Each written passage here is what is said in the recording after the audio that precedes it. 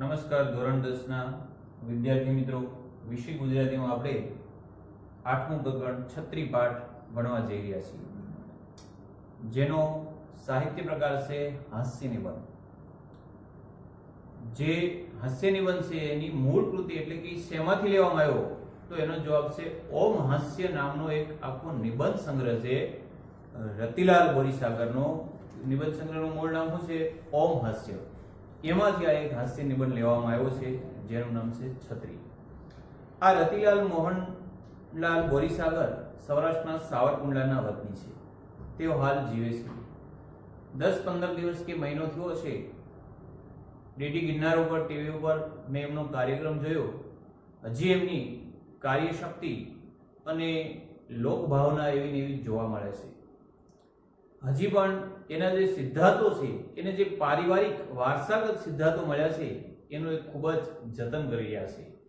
એના પાસેથી આપણને એક શીખવા મળે છે કે સાવ નાના પરિવાર, ગરીબ પરિવાર, સામાન્ય પરિવારમાંથી પણ એક મહાન વ્યક્તિ જો પોતાની મહેનત અને સત્ય તરફ હોય તો એ આગળ વધી શકે.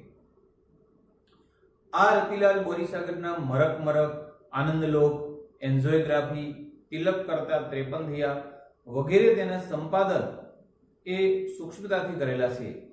અને એમના હાસ્ય લેખો પણ મરક મરક અને ગુજરાતી સાહિત્યમાં ખૂબ જ ખ્યાતિ પામ્યા છે.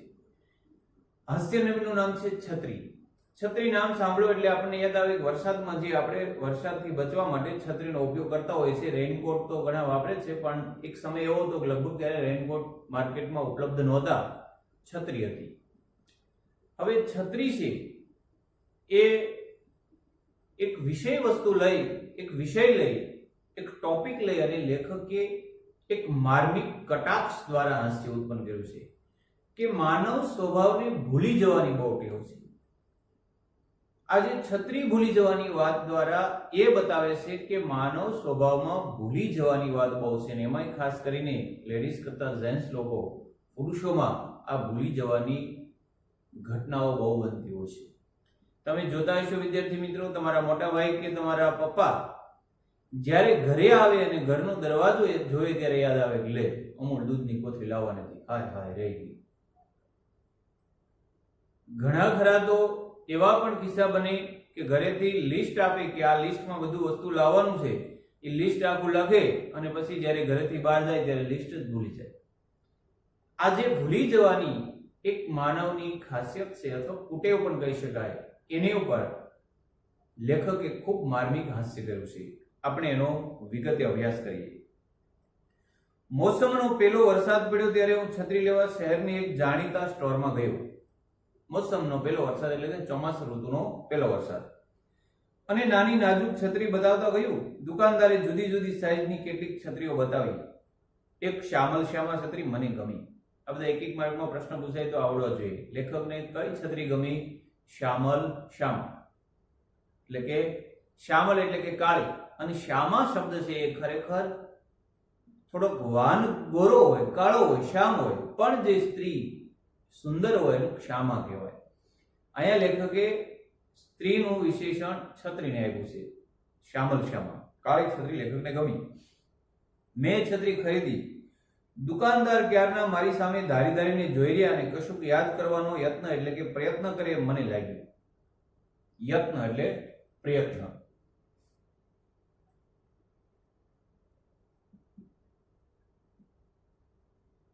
લેખકે શ્યામા નામની છત્રી ખરીદી લીધી, પણ દુકાનદાર છે લેખકની સામે સામે ધારી ધારીને જોવે છે. ધારી ધારીને જોવું એટલે વારંવાર એક રીતે જોવું. હવે આપણી સામે કોઈ ધારી ધારીને જોવે એટલે આપણને સહજ કુતૂહલ થાય કે આ માણસ આપણને સામે કેમ જોવે છે? આ કંઈક માણસ ભૂલી ગયો છે, એને કંઈક ઓળખાણ ફેર થાય છે, આપણે કંઈક એને મળેલા છીએ ને આપણે ભૂલી ગયા છીએ, કંઈક આપણના મનમાં શંકા કુશંકાઓ જાગે. આવી શંકા કુશંકા લેખકના મનમાં જાગી કે આ દુકાનદાર મારી સામે કેમ ધારી ધારીને જુએ છે, ને કશુંક યાદ કરવાનો પ્રયત્ન કરે મને લાગ્યું. કોઈ ગ્રાહક ઉધારે છત્રી ખરીદી ગયો હશે અને મારા જેવો દેખાતો હશે તો શું થશે એ વિચારે હું થોડો ગભરાયો. લેખક શા માટે ગભરાઈ ગયા? દુકાનદાર લેખકની સામે ધારી ધારીને જોતા હતા એટલે લેખકને એવો વિચાર આવ્યો કે આ દુકાનદાર મારા સામે એટલા માટે ધારી ધારીને જોવે છે કે કોઈ ગ્રાહક મારા જેવો લાગતો હોય છે, મારા જેવો ચહેરો છે અને છત્રી ઉધારે લઈ ગયો છે, અને જો લેખક મને એમ કહે છે કે તમે ઉધારે લઈ ગયા તો મારું શું થશે? આ માટે લેખક થોડીવાર ગભરાઈ ગયા. છત્રીના પૈસા આપી છત્રી લઈ હું જવા કરતો હતો ત્યાં દુકાનદારે પૂછ્યું, સાહેબ? કાકાને બદલે સાહેબ કહ્યું, મને ગમ્યું. લેખકને કયું વિશેષણ ગમ્યું? દુકાનદાર મોસ્ટ ઓફ ઉંમરલાયક વ્યક્તિને કાકા કહેતા હોય છે, પણ એમ કીધું, એ સાહેબ. આ વિશેષણ લેખકને ગમ્યું. પરિસ્થિતિમાં જો કે એનાથી ખાસ કશો ફરક નહોતો પડતો, તોય જરા સારું લાગ્યું. કઈ પરિસ્થિતિ? લેખક જ્યારે જતા હતા છત્રી લઈને ઉતાવળે, ત્યાં એમને કીધું, સાહેબ રૂકો. એટલે ગમ્યું ખરું, પણ હજી મનમાં બીક છે કે દુકાનદાર એમ કહે છે કે તમારા પૈસા બાકી છે. તમે ગઈ સાલ છત્રી લેવા આવેલા ખરા? કયો પ્રશ્ન પૂછ્યો? તમે ગયા વર્ષે, ગઈ સાલ એટલે ગયા વર્ષે છત્રી લેવા આવેલા ખરા? ગઈ સાલ જ નહીં, એની પહેલાની સાલે પણ છત્રી લેવા આવેલો. ગઈ સાલની પહેલાની સાલે પણ મેં છત્રી ખરીદેલી, અલબત્ત એ બીજી કોઈ દુકાનેથી ખરીદેલી. લેખકે ચોખવટ કરી કે આ વર્ષે છત્રી ખરીદવાની, એના આગલા વર્ષે છત્રી ખરીદી અને એના પહેલાના વર્ષે છત્રી ખરીદી, પણ તમારી દુકાનેથી નહીં, બીજી કોઈ દુકાનેથી. પણ સાહેબ અમારી છત્રીને એમ વર્ષ દિવસમાં તૂટી ન જાય, અમારી છત્રી ખૂબ ટકાઉ હોય છે. દુકાનદાર કહે છે કે અમારી પાસેથી જો છત્રી લઈ ગયા હો તમે તો પાછું આ વર્ષે ન આવવું પડે, કારણ કે એક વર્ષમાં તૂટી જાય, ફૂટી જાય એવો નકલી માલ અમે નથી રાખતા. અમારી પાસે સારી ક્વોલિટીની છત્રી હોય છે, એટલે તમારે દર વર્ષે આવવું ન પડે. અમારી છત્રી તમે લઈ ન જ ગયા હો. તે હશે, હું ના નથી પાડતો, તમારી છત્રી ટકાઉ હશે જ, પણ તમારી છત્રી મારી પાસે ટકતી નથી. જો તમારી છત્રી ટકાઉ હશે, પણ તમારી છત્રી મારી પાસે ટકતી નથી. એકનો એક શબ્દ બે વાર આવ્યો છે, ટકાઉ અને ટકતી. ટકાઉ એટલે કે તમારી છત્રી તૂટે નહીં એવી હશે, અને ટકતી નથી એટલે મારી પાસે રહેતી નથી, ખોવાઈ જાય છે. ખોવાય જ નહીં એવી છત્રી તમે રાખો છો? અને લેખકે હાસ્ય ઉત્પન્ન કરવા માટે દુકાનદારને કહ્યું કે તમારી છત્રી એવી તો ખરેખર છે કે જે તૂટતી નથી, પણ તમારી પાસે એવી છત્રી છે કે જે ખોવાય નહીં. એવી છત્રી તો અમે નથી રાખતા, કદાચ કોઈ નહીં રાખતું, એટલે છત્રી તમારી પાસે ટકે એવો ઉપાય તમારે શોધી કાઢવો પડે. દુકાનદારે શું જવાબ આપ્યો?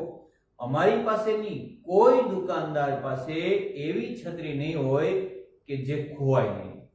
તમે જે વસ્તુ લઈ જાઓ, છત્રી હોય કે ગમે તે, એ ખોવાય નહીં એ જવાબદારી તમારી રહેશે. કોઈ દુકાનદાર કે કંપની એની ગેરંટી ન લઈ શકે કે આ વસ્તુ ન ખોવાય.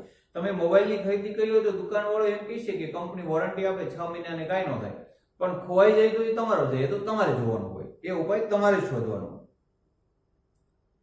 પોતાના કુંવરને કાંટો ન વાગે એ માટે આખા રાજ્યની ધરતી ઉપર ચામડાથી મઢી દેવાનો હુકમ કરનાર રાજાને એક માણસે કુંવર માટે ચામડાના બૂટ સીવી આપ્યા હતા. કદાચ રવિન્દ્રનાથ ટાગોરની આ વાર્તા છે. જગતને સુધારવાનો મિથ્યા યત્ન છોડી જાતને સુધારવાનો ઉપદેશ કવિવરે આ વાર્તા દ્વારા આપ્યો છે. રવિન્દ્રનાથ ટાગોરની લગભગ એક વાર્તા છે. એ વાર્તાની ઘટના લેખકે અહીંયા સંદર્ભ તરીકે ટાંકી છે કે એકવાર રાજાનું કુંવર રસ્તા ઉપરથી નીકળવાના છે, એટલે રાજાએ આખી ધરતી ઉપર ચામડું પથરાવી દીધું કે ધરતીનો કોઈ કાંટો, ધરતીમાં રહેલો કે કોઈ કાકરો મારા બાળકને, મારા રાજકુંવરને પગમાં વાગી ન જાય. ત્યારે એક માણસે રાજાને આવીને કીધું કે આટલી બધી ચામડું રસ્તા ઉપર તમે પથરાવ્યું, એની કરતા ચામડાના બૂટ તમે તમારા રાજકુંવરને જો પહેરાવી દીધા હોત તો ગમે ત્યારે જાત, ગમે તેટલો રખડત એને કાંટો ન લાગે. હવે આ તો એકમાત્ર વાત છે, એમાંથી ઉપદેશ એ છે કે બીજાને સુધારવા કરતા માણસે પેલા પોતાની જાત સુધારી લેવી જોઈએ. જાતે સુધરી જાવ એટલે આપોઆપ અડધી દુનિયા સુધરી જશે. દરેક માણસ પોતાનું આંગણું સ્વચ્છ રાખે અને કચરો ન નાખે એટલે આપોઆપ ભાવનગર શહેર ક્લીન થઈ જાય. આખું ભાવનગરમાં સાવરણો લઈને વાળવાની જરૂર નથી.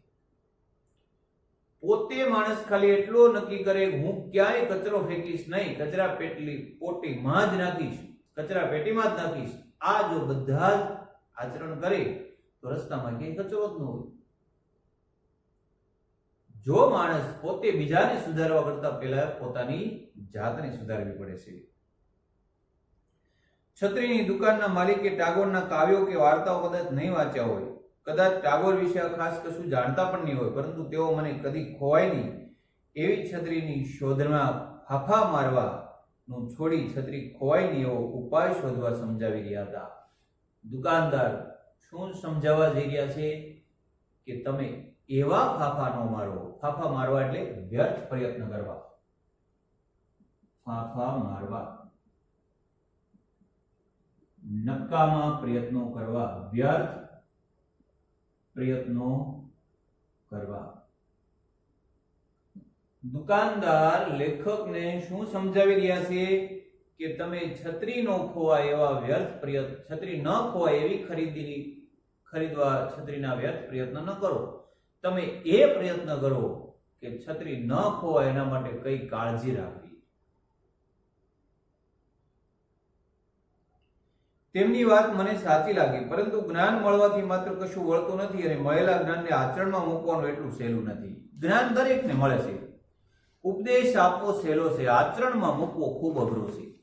તમને કંઈક ઉપદેશ આપવામાં આવે, તમને જ્ઞાન મળી ગયું, હું એમ કહું દરેક વિદ્યાર્થીઓએ નિયમિત વિડીયો જોઈ અને સ્વાધ્યાય લખવો જોઈએ. આ તમને જ્ઞાન મળી ગયું, તમે જાણો છો, મેં તમને કહી દીધું, પણ જ્યાં સુધી તમે સ્વાધ્યાય લખો નહીં ત્યાં સુધી આચરણમાં મૂક્યું નથી, તમને એ જ્ઞાનનો કોઈ ફાયદો નથી.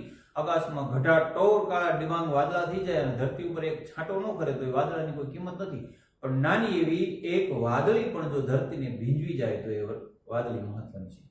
એટલે વિચાર આવે, જ્ઞાન આવે, એ જ્ઞાન જો આચરણમાં ન મૂકો તો કોઈ ફાયદો નથી.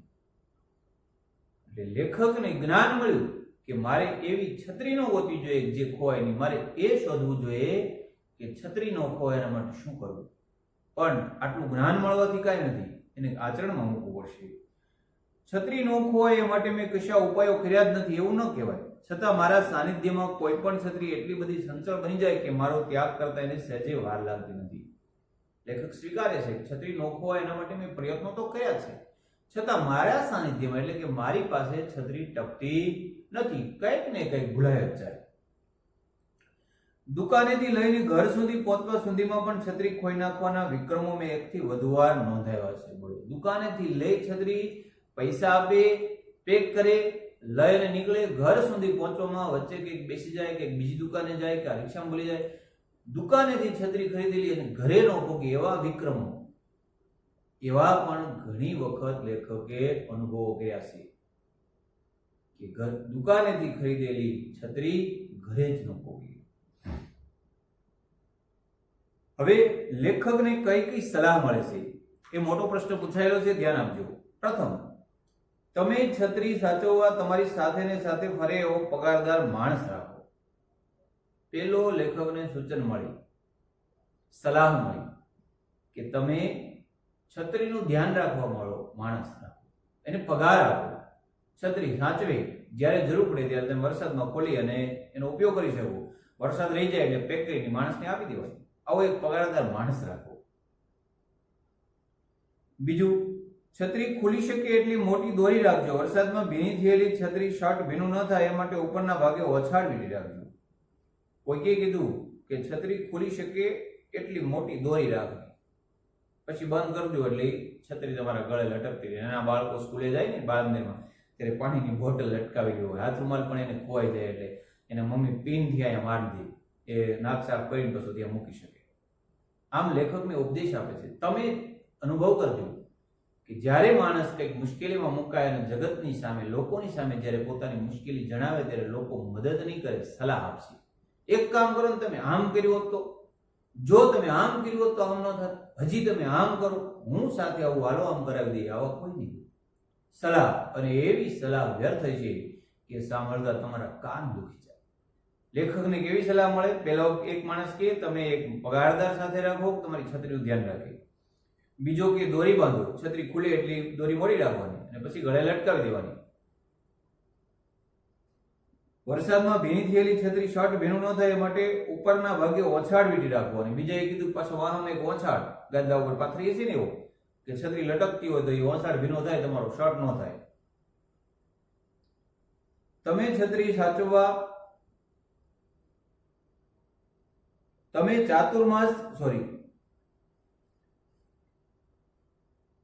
છત્રી સાચવવા તમારી સાથે સાથે ફરે એવો પગારદાર માણસ રાખો. કેટલાક લોકો બહાર જવાનું હોય તેટલા વખત પૂરતો ડ્રાઈવર રાખે છે, તેમ તમે આવા 2-3 કલાક પૂરતો પગારદાર માણસ રાખી શકો. તો વળી કોઈએ કીધું તમે ચાતુર્માસ ઘરે જ રહો, એકટાણા કરો અને પ્રભુ ભજન કરો. ચાતુર્માસ એટલે 4 મહિના, 4 મહિના એટલે ચોમાસાના 4 મહિના, અષાઢ, શ્રાવણ, ભાદરવો, આસો. આ 4 મહિના કે તમે ઘરે જ રહો, જેથી બહાર નીકળવાનો પ્રશ્ન ન થાય. બહાર નીકળવાનો પ્રશ્ન ન થાય એટલે છત્રી સાથે લઈ જવાનો પ્રશ્ન ન થાય. છત્રી સાથે ન લઈ જવી પડે એટલે છત્રી ખોવાય નહીં. 4 મહિના કે ચોમાસામાં ઘરે જ રહેવું એટલે પલળવાની, ભીજાવાનો કોઈ પ્રશ્ન જ નથી. અને એ બાને તમે ભક્તિ કરો, ઈશ્વરના નામનું સ્મરણ કરો. છત્રી ખરીદવી જ નહીં, પછી ખોવાનો પ્રશ્ન ક્યાં છે? તો વળી કોઈએ કીધું છત્રી ઉપર તમારું નામ સરનામું લખાવો, કદાચ કોઈને જડે તો પોસ્ટકાર્ડ લખીને તમને જાણ કરી શકે. જો કેટલી સલાહ મળી. કોઈએ કીધું પગારદાર માણસ રાખો, એક. કોઈએ કીધું દોરી બાંધી રાખો, કોઈએ કીધું ઓસાડ પાછળ રાખો એટલે છત્રી ભીની થઈ હોય તો શર્ટ ન ભીનો થાય. તો કોઈએ કીધું છત્રી ઉપર નામ સરનામું લખાવી રાખો, ખોવાઈ ગયું હોય તો કોકને ખ્યાલ આવે તમારી ઘરે પહોંચાડે. અને કોઈએ કીધું 4 મહિના ઘરે જ રહ્યું એટલે છત્રી લેવાનો પ્રશ્ન ન રહે. છત્રી ન ખોય માટે ઉપરની ને ઉપરના જેવી ઘણી સલાહો મને મળી. કેટલીક સલાહો તો મળ્યા પછીની 5 જ મિનિટમાં ભૂલી ગયો. કેટલીક સલાહોનો અમલ કરવાનું ઘણું મુશ્કેલ હતું, પણ છત્રી પર નામ સરનામું લખાવવાની સલાહનો અમલ કરવા જેવો એમ મને લાગ્યું. એટલે આ વખતે લીધેલી નવી છત્રી પર મારું નામ, વિગતવાર સરનામું, ટેલિફોન નંબર બધું જ લખાયું. વરસાદના પાણીથી ભૂસાઈ ન જાય એટલા માટે પાકા રંગથી લખાયું. મારો વિચાર તો મારો આખો બાયોડેટા લખાવવાનો હતો, પણ પછી મેં સંયમ રાખ્યો. લેખકને ઉપર મુજબની બધી સલાહો મળી. કેટલીક સલાહો તો સાંભળવા જેવી જ નથી, 5 મિનિટમાં ભૂલી ગયા. કેટલીક સલાહ સાચી હતી પણ આચરણમાં ન મૂકી શકાય. દાખલા તરીકે પગારદાર રાખવો એ સલાહ સાચી છે, પણ 150 રૂપિયાની છત્રી આવતી હોય અને 5000નો મહિને માણસ પહોંચાય. કેટલીક સલાહો લોકોની તમને એવી મળે કે તમે પાલન ન કરી શકો. દાખલા તરીકે લેખકને કોઈ એમ કીધું 4 મહિના ઘરમાં રહ્યો, સાચી સલાહ છે, છત્રી ખોય જ નહીં, પણ 4 મહિના માણસ ઘરમાં રહી શકે. એટલે કેટલીક 5 મિનિટમાં ભૂલી ગયા, કેટલીક સાચી હતી પણ અમલમાં મૂકવા જેવી નહોતી, અઘરી હતી. એક સલાહ એવી હતી કે છત્રી ઉપર નામ સરનામું લખાવવું. એ સલાહ લેખકે આચરણમાં મૂકી. પોતાની છત્રી ઉપર નામ, સરનામું, ટેલિફોન નંબર આ બધું લખ્યું, જેથી ખોવાઈ જાય તો કોઈ પહોંચાડી શકે. થોડી વાર તો લેખકને એમ થયું હું આખો બાયોડેટા લખી નાખું, કેટલું ભણેલો છું વગેરે વગેરે, કેટલી હાઈટ, એને બાયોડેટા કહેવાય. તમે કંઈક નોકરીએ જવાનું હોય ને તમે તમારી સંપૂર્ણ માહિતી એને આપો એને બાયોડેટા કહેવાય. અથવા દીકરા દીકરીઓને એંગેજ વિશાળ થતા હોય સગાઈ ત્યારે બાયોડેટા મોકલે કે આટલું વજન છે, આટલી ઊંચાઈ છે, આટલું ભણેલા છે, આટલા વર્ષ છે, આ બધું. પણ સંયમ રાખ્યો, મજબૂત થયા કે આવું છત્રી ઉપર લખવું નથી. નામ સરનામું બરાબર છે, ટેલિફોન નંબર બરાબર છે. છત્રી પર નામ સરનામું લખવાનો ઉપાય ખરેખર કારગત નીવડ્યો. કારગત નીવડ્યો એટલે યોગ્ય નીવડ્યો. છત્રી ઉપર નામ સરનામું લખાયું, ટેલિફોન નંબર લખાયો, છત્રી ખોવાઈ ગઈ. છત્રી લીધેના 20 દિવસ પછી મને રાજકોટથી પત્ર આવ્યો. અમદાવાદ રાજકોટની મુસાફરી દરમિયાન પોતાની છત્રીને બદલે ભૂલથી મારી છત્રી આવી ગયાનો એકરાર એ પત્રમાં હતો. ક્ષમા યાચના કરી હતી અને એમની છત્રી મારી પાસે ન આવી હોય તો પણ મારી છત્રી લઈ જઈ ઘટતું કરવા જણાવ્યું હતું. લેખકે 20 દિવસ થયા, છત્રી ખોવાઈ ગઈ. રાજકોટથી પત્ર આવ્યો કે તમારી છત્રી મારી પાસે ભૂલથી આવી ગયેલી છે, મારી તમારી પાસે આવી ગઈ છે. કદાચ મારી છત્રી તમારી પાસે ન હોય તો તમારી છત્રી તો મારી પાસે છે જ. આ નંબર કે આ સરનામા ઉપર રાજકોટ આવી અને તમારી છત્રી લઈ જાઓ. ઘટતું કરવું એટલે યોગ્ય કરવું. રાજકોટથી કોઈ સારો માણસ. ઘણી વખત એવું બને છે કે રસ્તા ઉપર કંઈક વસ્તુ આપણી ખોઈ જાય તો મળતી નથી, અને ક્યારેક એવું બને છે કે સાવ સામાન્ય માણસને પણ આપણી કિંમતી વસ્તુ મળી હોય તો ઘરે દેવા આવે છે. ઘણીવાર એવા પેપરમાં, ટીવીમાં તમે ઘટનાઓ જોતા હશો કે રિક્ષાવાળાને 5-10 લાખનું પાકીટ કે કોઈ હાર ઘરેણાનું, સ્ત્રીઓના ઘરેણા જડે અને આપવા જાય, જેની આખી જિંદગીની એટલી કમાઈ ન હોય છતાં એ લોભ કર્યા વગર બીજાનું છે, મારું નથી એવું વિચાર કરીને આપે છે. આમ એક માણસ પાસે છત્રી આવી એટલે પોસ્ટકાર્ડ લખ્યું કે રતિલાલ બોરીસાગરભાઈ, આપની છત્રી મારી પાસે છે, ભૂલથી આવી ગઈ છે. મારી છત્રી તમારી પાસે આવી ગઈ હોય તો ઠીક, ન હોય તો કાંઈ ચિંતા ન કરતા. મારી છત્રી કોઈક લઈ ગયું છે, પણ તમારી છત્રી લઈ જવા વિનંતી. રાજકોટ આવીને લઈ જાઓ. આ દિવસોમાં વરસાદ નહોતો એટલે મારી છત્રી ખોવાય છે એની ખબર મને આ પત્ર મળ્યો ત્યારે પડી. બોલો, 20 દિવસ થયા છત્રી ખોવાય એ લેખકને ખબર નથી. ખબર ક્યારે પડી? પત્ર મળ્યો ને વાંચ્યો ત્યારે ખબર પડી. હા, છત્રી તો ખોવાઈ ગઈ છે ને રાજકોટ પહોંચી, ત્યાંથી પત્ર આવ્યો. જે માણસ પોતાની છત્રી સાચવી ન શીખ્યો એ માણસ બીજાની છત્રી સાચવીને લઈ આવ્યો હોય એવી પત્ર લેખકની શ્રદ્ધા ચોક્કસ વધુ પડતી હતી. મેં પત્ર લખીને આ સજ્જનનો આભાર માન્યો અને એમને છત્રી મારી પાસે ન હોવાનું જણાવી દિલગીરી વ્યક્ત કરી મારી છત્રી મેળવી લેવા ઘટતું કરવાનું વચન આપ્યું. લેખકે સામો પત્ર લખ્યો કે માફ કરજો, હું મારી છત્રી ન સાચવી શક્યો તો તમારી તો ક્યાંથી સાચવી શકું, અને તમારી છત્રી મારી પાસે હતી જ નહીં. હું ક્ષમા માંગુ છું, તમારી નથી, પણ તમારો આભાર કે તમે તમારી એક ખાનદાની બતાવી કે મારી છત્રી તમારી પાસે છે, તમે મને જાણ કરી. હું યોગ્ય સમયે છત્રી લેવા આવીશ, વચન આપ્યું. રાજકોટ રૂબરૂ જઈને પત્રમાં આપેલા સરનામે છત્રી મેળવા લેવા સિવાય છત્રી પાછી લાવવાનો બીજો કોઈ ઉપાય સૂઝ્યો નહીં. આ ઉપાય મારા સિવાય સૌને નકામો લાગ્યો. હવે લેખકે છત્રી લેવા રાજકોટ જવું પડે, બીજો કોઈ વિકલ્પ નથી, કોઈ આવવાનું નથી. આ કોઈ કુરિયરથી મોકલી શકાય એવી વસ્તુ નથી. માત્ર ને માત્ર લેખકે પોતાની છત્રી લેવી હોય તો કયો ઉપાય છે? રાજકોટ જવું પડે. અને એ ઉપાય છે બીજો કોઈ એની પાસે ઉપાય નથી. ને આ ઉપાય બીજા લોકોને જો લેખક કે એના મિત્રોને, સગા સંબંધીને, તો બધાને નકામો લાગે છે કે ભાઈ અહીંથી આટલી તો ટિકિટ ભાડું થાય, એની કરતા નવી છત્રી લઈ લે ને, ત્યાં શું કરવા લેવા જશો? હું માની લો કે ભાવનગરથી છત્રી લેવા રાજકોટ જાઓ તો 500 રૂપિયા તો ભાડામાં લઈ જાય. 500 રૂપિયામાં એકના વગરની 2 છત્રીઓ આવી જાય. તો હું જાઉં તો કોઈક મારી મુશ્કેલી કરવાનું છે. એટલે લેખક સિવાય આ ઉપાય બધા માટે નકામો લાગતો. પણ લેખક વિચારે છે કે નહીં, મારે જવું છે. શું કરવા જવું છે? કારણ જોઈએ. રાજકોટ જવા આવવાના બસના ભાડામાં ઓછામાં ઓછા 200 રૂપિયા થાય. એ વખતમાં કેટલા રૂપિયા થાય? જવા આવવાના 200 રૂપિયા. બીજો વધારાનો ખર્ચ ગણી રિક્ષા ભાડું, ચા પાણી, નાસ્તો વગેરે તો 300-350 રૂપિયા થાય. બીજા 150 રૂપિયાનો ખર્ચો ચા પાણી નાસ્તોનો થાય. એટલે કુલ 300 થી 350 રૂપિયા રાજકોટથી છત્રી લાવવાનો ખર્ચ છે. રાજકોટથી છત્રી લાવવાનો. રાજકોટથી લેખકે પોતાના ઘર સુધી છત્રી પહોંચાડવાનો કેટલો ખર્ચો થાય છે? 200 રૂપિયા એસટી ભાડું, બીજો 150 રિક્ષા અને ચા પાણી નાસ્તાના, એટલે 350 રૂપિયામાં છત્રી ઘરે પહોંચી. તો 300-350 રૂપિયા થઈ જાય એટલે રાજકોટ છત્રી લેવા જવાનું વ્યવહાર ન કહેવાય, કદાચ મૂર્ખામી ભર્યું કહેવાય, એવો સૌનો મત હતો. બીજા લોકોનો, લેખક જેને જણાવ્યાનો મત કેવો હતો કે આ તમે લેખક જે વિચારી રહ્યો છો એ તમારો મત મૂર્ખામી જેવો છે. કારણ કે 350 રૂપિયાનો ખર્ચો કરીને છત્રી લાવો એની કરતા 350 માં નવી લેવી. પણ હું મક્કમ રહ્યો.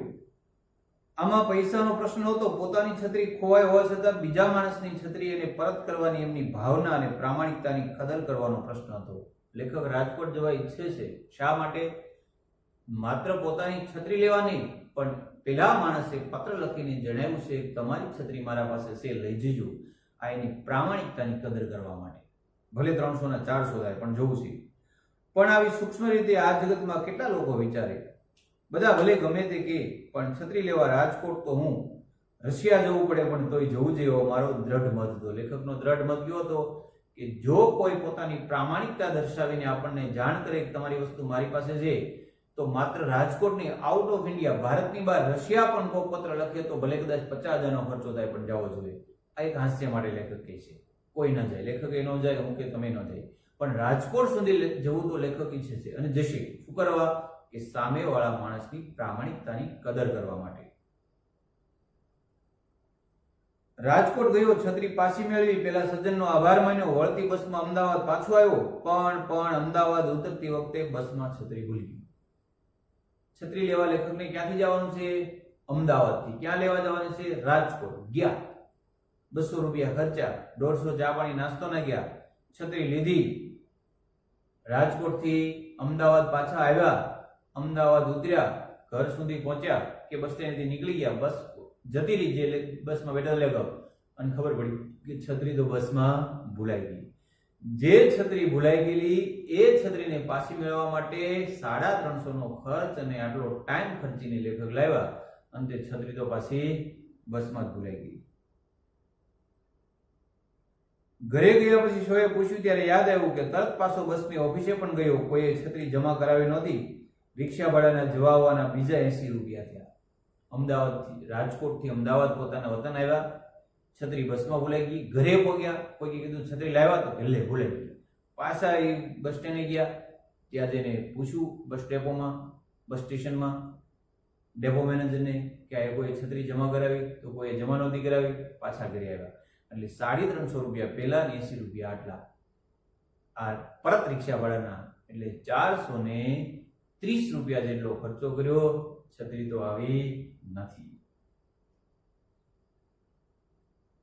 રિક્ષાવાળાના જવાવાના બીજા 80 રૂપિયા થયા. પછીના દિવસે છત્રી સ્ટોરમાં જઈને મેં છત્રી માંગી. દુકાનદારે સ્મિત કર્યું, મેં પણ સામું સ્મિત કર્યું. પેલા છત્રીના પૈસા આપ્યા, ખરીદી, નામ સરનામું લખ્યું, બસમાં ભૂલી ગયા, છત્રી રાજકોટ પહોંચી ગઈ, રાજકોટથી પત્ર આવ્યો, પાછા 350 રૂપિયાનો ખર્ચ કરીને છત્રી લેવા ગયા, એ છત્રી લાવ્યા, પાછી બસમાં ભૂલાઈ ગઈ. પછી પાછા દુકાને જઈને કીધું છત્રી આપો, એટલે દુકાનદારે સ્મિત કર્યું. આ સ્મિત એ દર્શાવે છે કે દુકાનદારે એ બતાવ્યું કે આટલી મહેનતને અંતે તમારી છત્રી ખોવાઈ ગઈ, બીજી લેવા આવ્યા ને. એટલે લેખકને સામે સ્મિત કરીને એ કીધું કે હા, પાછી છત્રી ખોવાઈ ગઈ. ઓમ હાસ્યમ નામના નિબંધ સંગ્રહમાંથી હાસ્ય નિબંધ લેવામાં આવ્યો છે. આપણે સ્વાધ્યાય જોઈએ. દુકાનદારે સ્મિત કર્યું, મેં પણ સામું સ્મિત કર્યું, કારણ કે લેખક છત્રી ખોઈને ફરી છત્રી લેવા આવ્યા હતા. એ બીજો પ્રશ્ન, લેખક છત્રી લેવા રાજકોટ જવાની વાતમાં મક્કમ રહ્યા, કારણ કે સી તે બીજાની પ્રામાણિકતાની કદર કરવા ઈચ્છતા હતા. પ્રશ્ન 2, નીચેના પ્રશ્નોના એક એક વાક્યમાં જવાબ આપો. દુકાનદારે લેખકને કઈ સલાહ આપી? દુકાનદારે લેખકને એ સલાહ આપી. આ પ્રશ્ન ધ્યાન આપજો, ઓલી 5-6 સલાહ નથી લખવાની. દુકાનદારે લેખકને એ સલાહ આપી કે ન ખોવાય તેવી છત્રી ન ક્યાંય મળે, એવું વિચારો કે છત્રી ન ખોવાય એના માટે મારે શું કરવું. પોતાના કુંવરને કાંટો ન વાગે માટે રાજાએ શું કર્યું? પોતાના કુંવરને કાંટો ન વાગે એ માટે રાજાએ ધરતી ઉપર ચામડું જડાવી દીધું, એટલે કે ફિટ કર્યું. 2-3 વાક્યમાં જવાબ આપો. રાજકોટ છત્રી લેવા જવાની વાતમાં લેખક મક્કમ રહ્યા, કારણ કે આ પેલા એક વાક્યમાં છે, પાછું 2 માર્કમાં છે. કારણ કે લેખક એવું વિચારતા હતા કે જે માણસ પાસે આપણી છત્રી ગઈ છે તો એને પ્રામાણિકતા દર્શાવી અને પત્ર લખીને એ છત્રી લઈ જવા કહ્યું છે, તો એની પ્રામાણિકતાની કદર કરવા માટે રાજકોટ, અમદાવાદથી રાજકોટ શું પણ અમદાવાદથી રશિયા જવું હોય તો પણ જવું જોઈએ, માટે મક્કમ રહ્યા. રાજકોટ છત્રી લેવા જવાની વાત સૌને મૂર્ખામી ભરી લાગતી, કારણ કે અમદાવાદથી રાજકોટ સુધીની સફરમાં 200 રૂપિયા એસટી ભાડું થાય, 150 રૂપિયા બીજો ખર્ચ થાય, એટલે કે 300-350 નો ખર્ચ થાય. અને રાજકોટ છત્રી લેવા જવું એની કરતા વધારે સારી બાબત એ છે કે 300 રૂપિયામાં નવી છત્રી મળી જાય. અને છતાં લેખક જાતા એ વાત લેખક બીજા લોકોને સૌને મૂર્ખામી ભર્યું લાગતું. નીચેના પ્રશ્નો 7-8 લીટીમાં જવાબ આપો, એટલે કે મોટા પ્રશ્નો. આ સવિસ્તાર જવાબ ધોરણ 10 બોર્ડમાં વાર્ષિક પરીક્ષામાં 4 માર્કમાં પૂછાય છે. એમાં ફરજિયાત પ્રસ્તાવના લખવાની હોય છે. 9મા ધોરણમાં દરેક વિદ્યાર્થીને મેં શીખવેલી છે. અને પછી મૂળ પ્રશ્ન લખવાનો, એટલે 3 પેરેગ્રાફમાં પ્રશ્ન લખવાનો. છત્રી ન ખોવાય માટે લેખકને કેવી કેવી સલાહો મળી? આપણને યાદ જ છે. છત્રી ન ખોવાય માટે લેખકને કોઈએ કીધું 4 મહિના ઘરમાં જ રહ્યો, કોઈએ કીધું દોરી બાંધી રાખો, કોઈએ કીધું નામ સરનામું લખી રાખો, અને કોઈએ કીધું ઓસાડ પાછળ બાંધો એટલે શર્ટ પણ ન બગડે, અને કોઈએ કીધું એક પગારદાર માણસ રાખો સાથે સાથે કરે. આવી સલાહો મળી. અમદાવાદ રાજકોટની મુસાફરી દરમિયાન ખોવાયેલી છત્રીની કથા પાઠના આધારે લખો. લેખક છત્રી લેવા અમદાવાદથી રાજકોટ ગયા, ત્યાંથી શરૂ કરીને પાછા આવ્યા, બસમાં ભૂલાઈ ગઈ, પાછા રિક્ષા ભાડું કરી ઘરેથી પાછા બસ સ્ટેન્ડ આવ્યા, જોડે તો કોઈ જમા નહોતી કરાવી. ત્યાં સુધીનો જે પેરેગ્રાફ છે એ લખી નાખવાનો. અહીંયા સ્વાધ્યાય પણ પૂર્ણ થાય છે, પાઠ પણ પૂર્ણ થાય છે. વિદ્યાર્થી મિત્રો, એકદમ હાસ્યાસ્પદ વ્યંગ ભાષામાં પાઠ લખાયેલો છે. બોરીસાગર સાહેબે સરસ રીતે વાંચજો. એકવાર નહીં પણ 2 વાર વિડીયો જોજો, અને પાકી બુકમાં સ્વાધ્યાય લખવાનો ભૂલશો નહીં.